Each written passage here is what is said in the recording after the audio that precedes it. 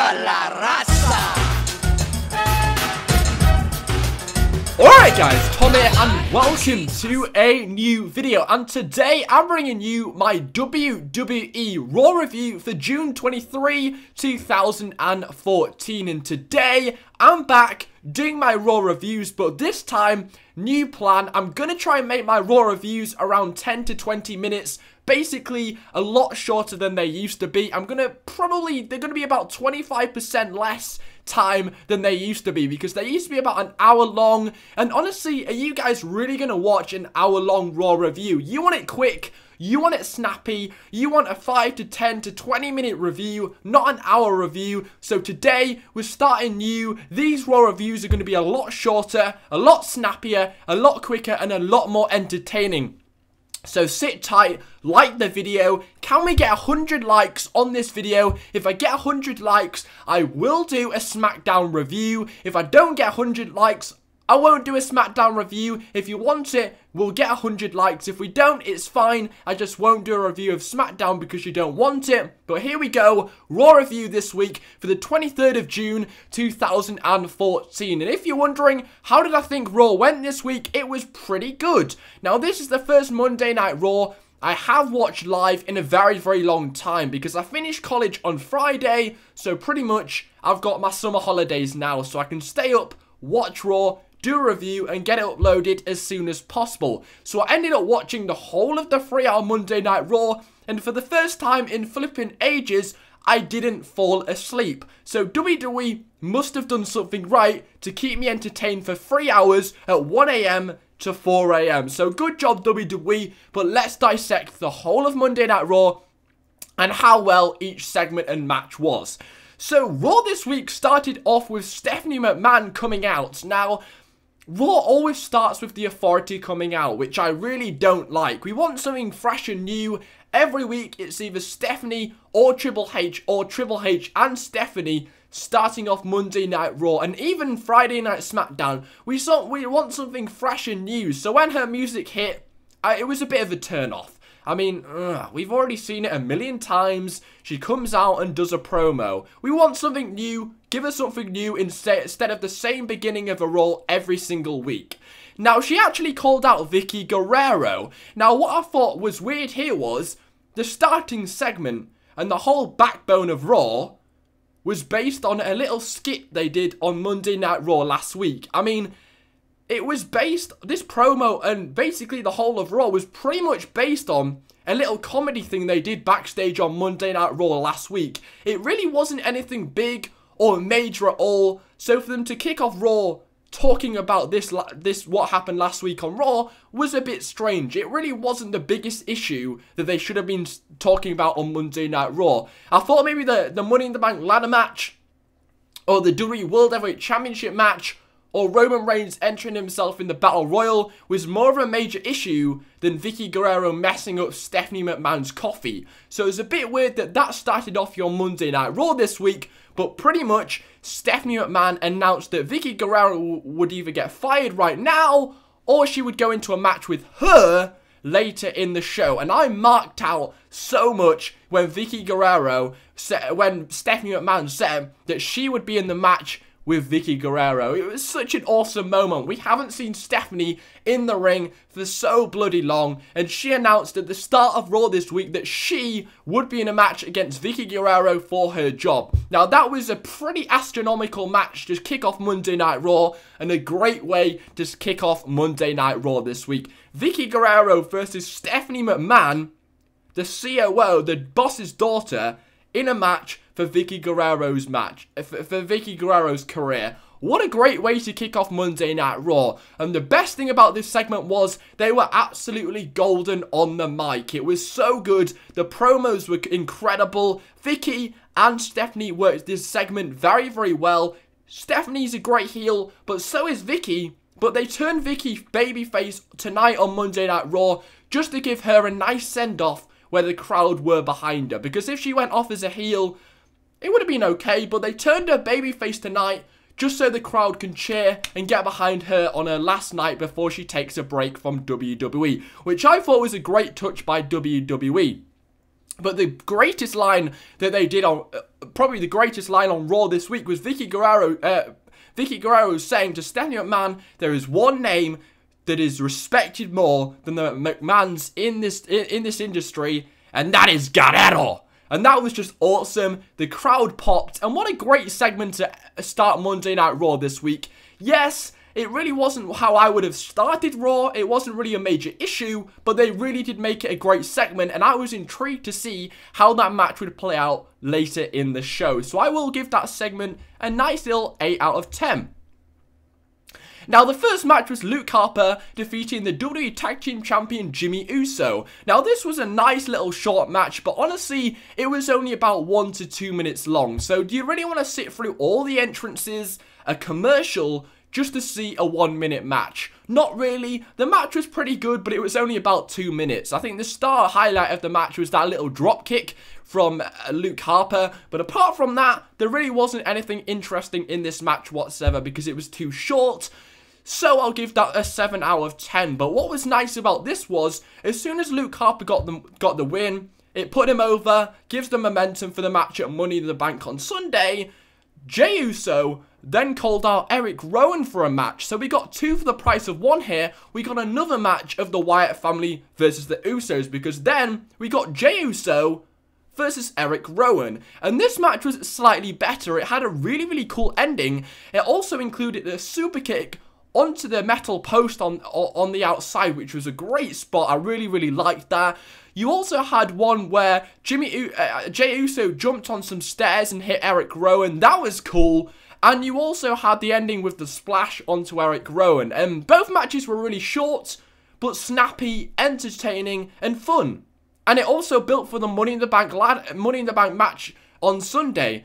And honestly, this match is already confirmed for Sunday, so they really didn't need to do a lot more build for that match whatsoever. It's already had some good build, but it's nice we got it on the show as well. 2 quick matches to start Monday Night Raw. They were okay, they were quite entertaining and fun, so no complaints there. And also, I'm a big fan of the Wyatts and the Usos, so I like this feud quite a lot, and it was a good way to start Monday Night Raw by getting 2 matches for the price of 1. So I'll give them 2 matches a 7 out of 10.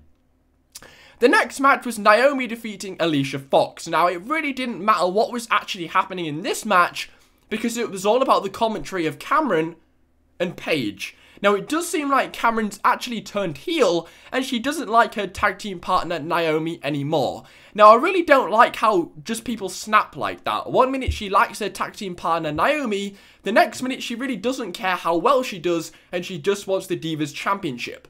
At least have a transition period. I mean, it seems like she's just snapped overnight and she's completely changed her character. Do you really believe that? Not really, but Paige and Cameron were building themselves up. They're building this sort of feud together. But also in the back burner, they're building a feud between Naomi and Cameron breaking up. And it's quite interesting because I'm more intrigued in Naomi and Cameron breaking up than any Divas match or Divas Championship match Paige has ever had, because I'm really not a fan of her Divas title run at all. I'm more interested in Naomi and Cameron breaking up. I honestly don't care for Paige at the moment. Her Divas run has really been boring. So I'm interested to see how Naomi and Cameron break up.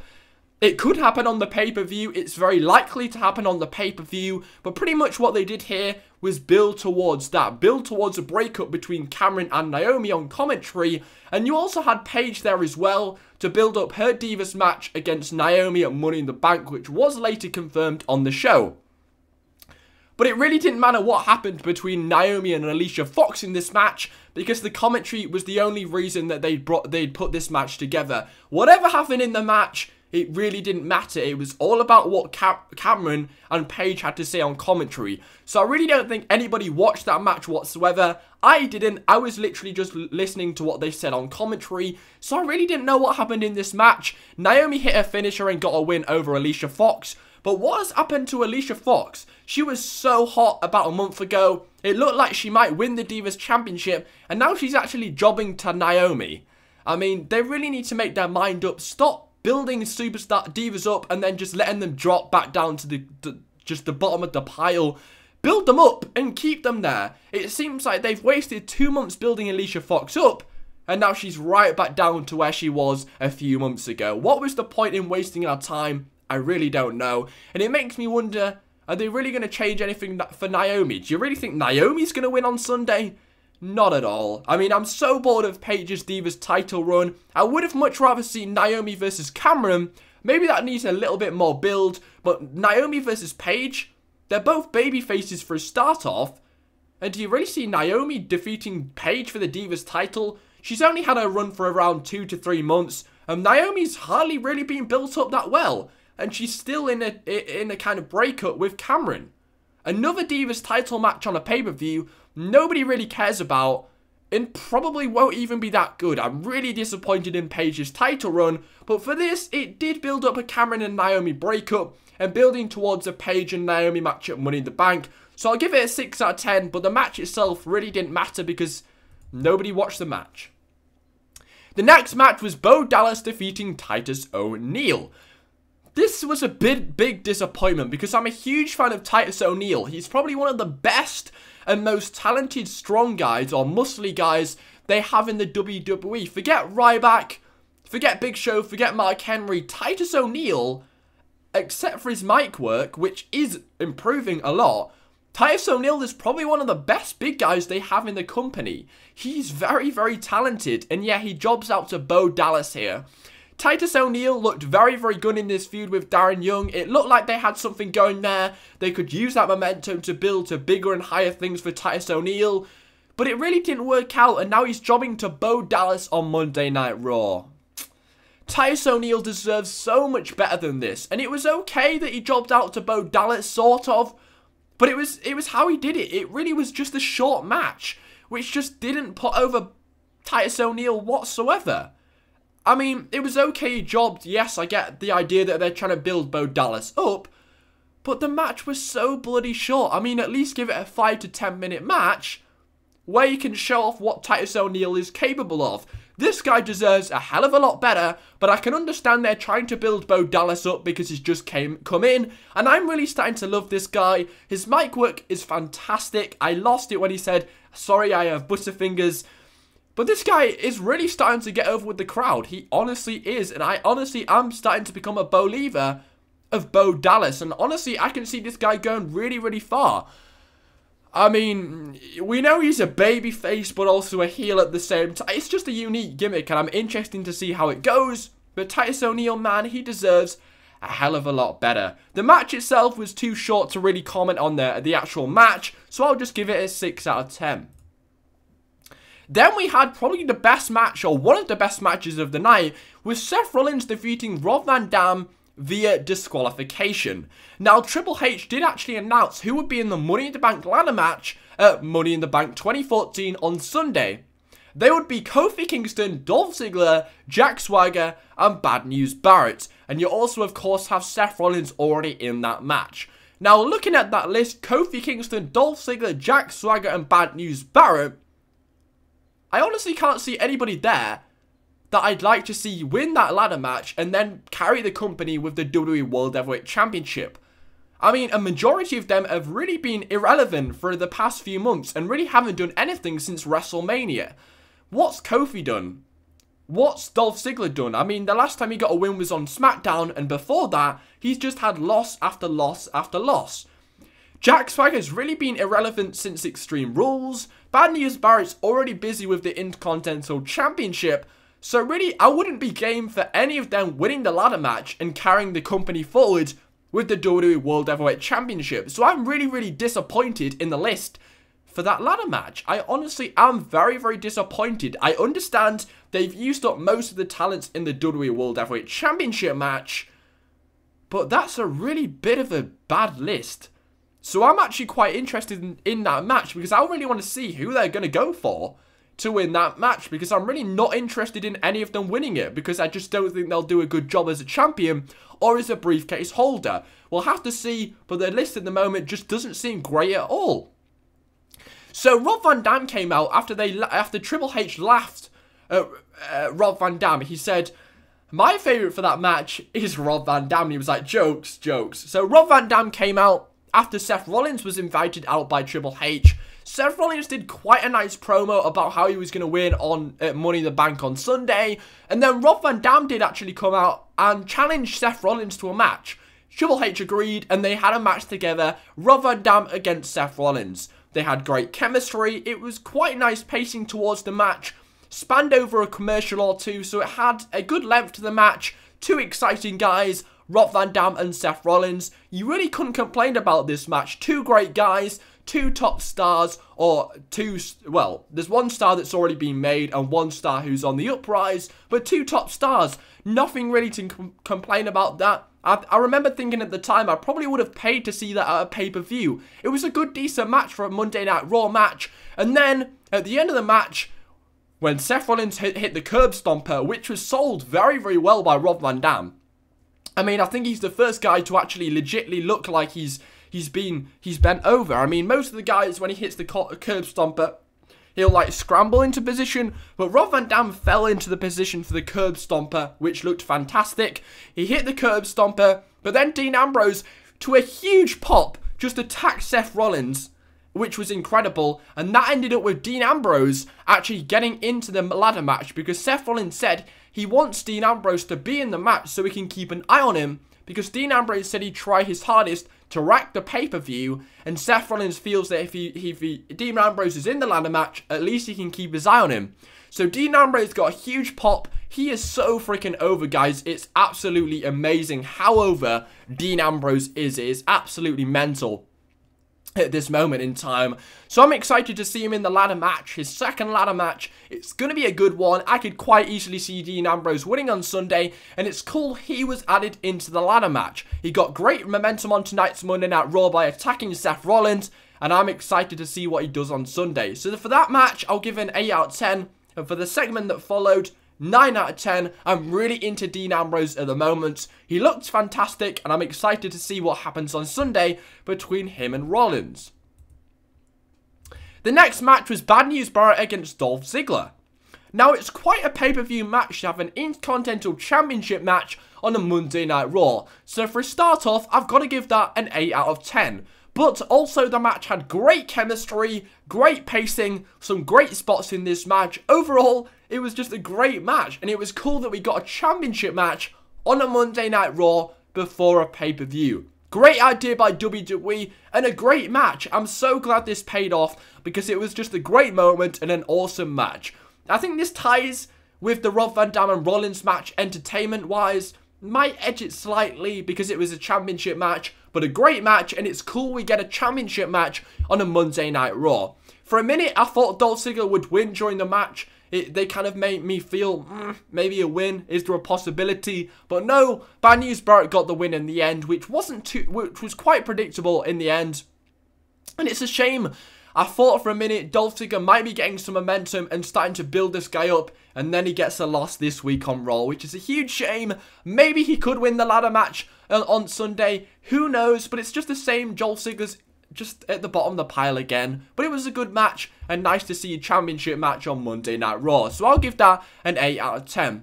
Now, probably the best segment of Monday Night Raw this week was Stephanie McMahon versus Vicky Guerrero. Now, we thought this was a match, but it was actually kind of like a pool with mud, which is just epic. I mean, we haven't seen this for so long, a mud fight on Monday Night Raw.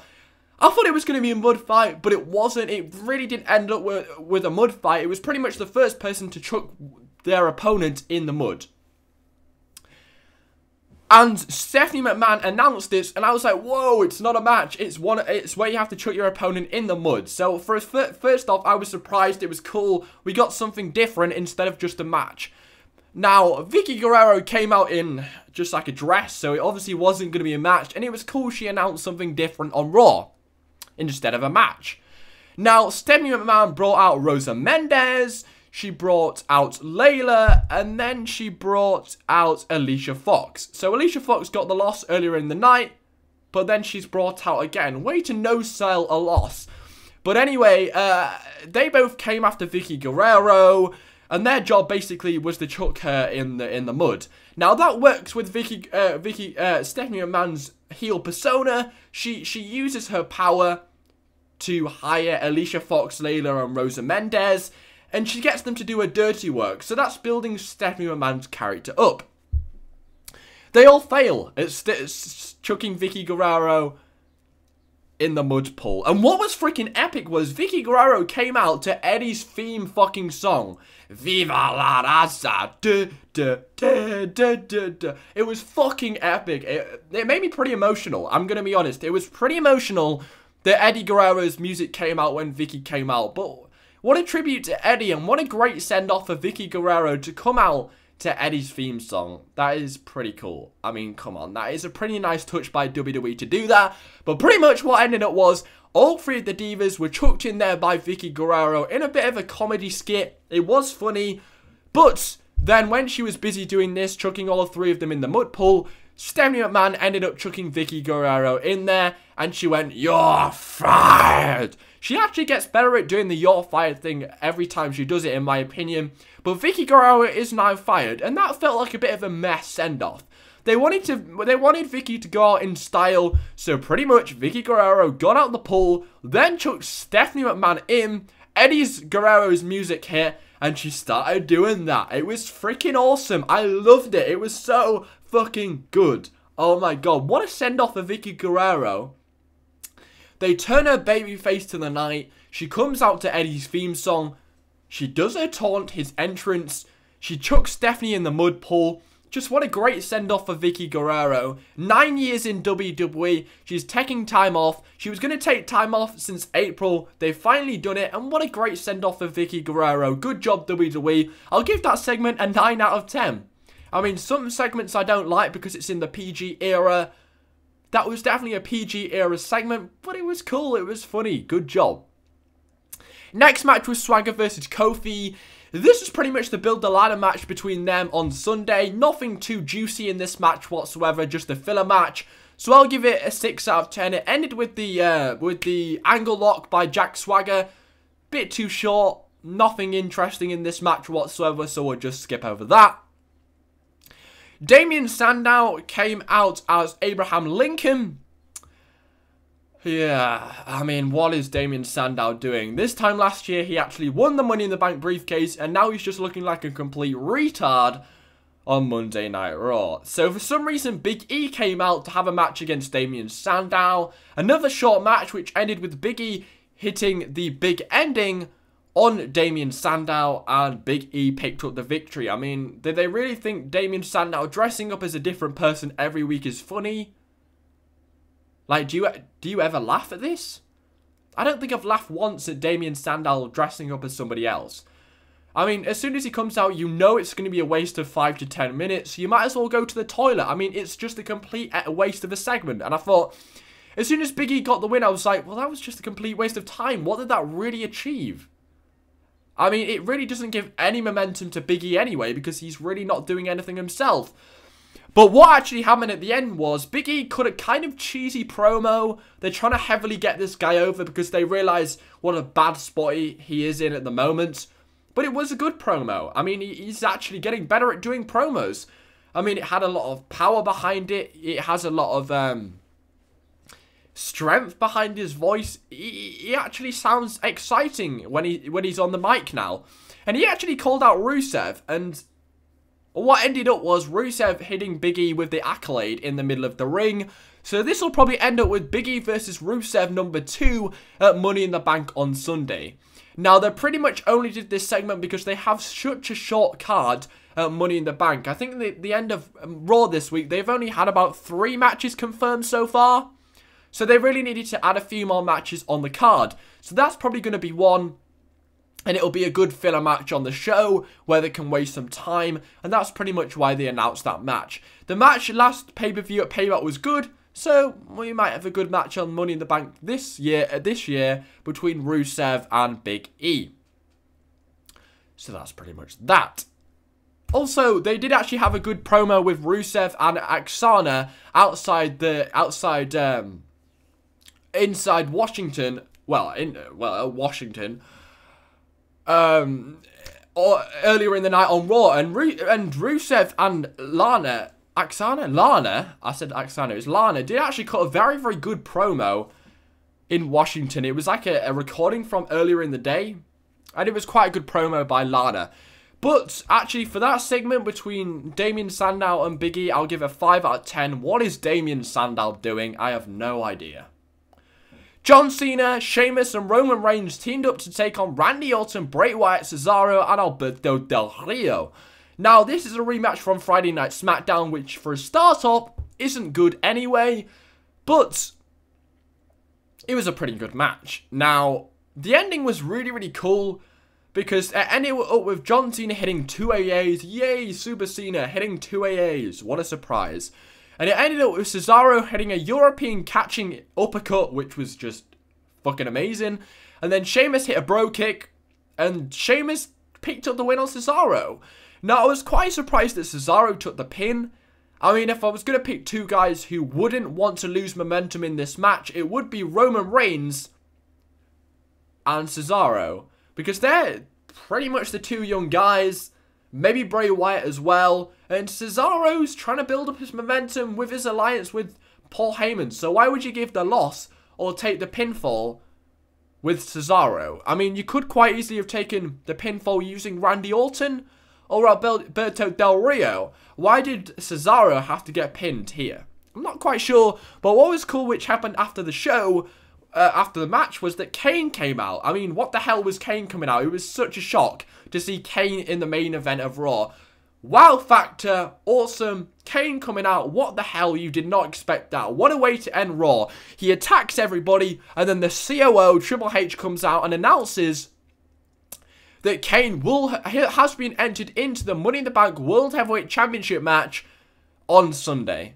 I mean, wow, you've now got 8 guys in that match, so you've got a 1 in 8 chance of winning. Just stacks the deck up against everybody, makes it a lot more exciting by having the Demon Kane in that match. It was just a cool ending. Did you really expect Raw to end with Kane standing tall over all of the people in the World Heavyweight Championship match, slamming everybody you could see, and then being entered into the WWE World Heavyweight Championship match? Did you see that happening? No way in hell. That was a cool way to end Raw. That was just not what I expected to see. What I did expect to see and what was predictable was a little bit of brawl towards the end of the match between all the participants in the match. That usually happens at the end of a Raw go-home show for the Rumble and the Money in the Bank. You always expect a kind of like a brawl at the end. So we got that. But then Kane came out, so that was a huge new window we'd opened by having Kane come out. I mean, we got the brawl, and then Kane came out, which was just something we did not expect to see, and now Kane's in the Money in the Bank match. So excited for Sunday, interested to see who's going to win, and that really does leave it open for Sunday by having Kane stand tall at the end. So then after Kane stood tall, Roman Reigns speared Kane, and Roman Reigns puts his hand out and ends Monday Night Raw. Well, is Roman Reigns winning on Sunday? I don't know. It's interesting. It's opened it up for run Sunday at Money in the Bank. Thanks for watching, guys. I'll give Monday Night Raw this week an 8 out of 10. I thought it was pretty good. It was a pretty good go-home show. Excited for Money in the Bank. Subscribe for more Raw reviews and subscribe for my Money in the Bank predictions. Thanks for watching. Take care. Spike your hair.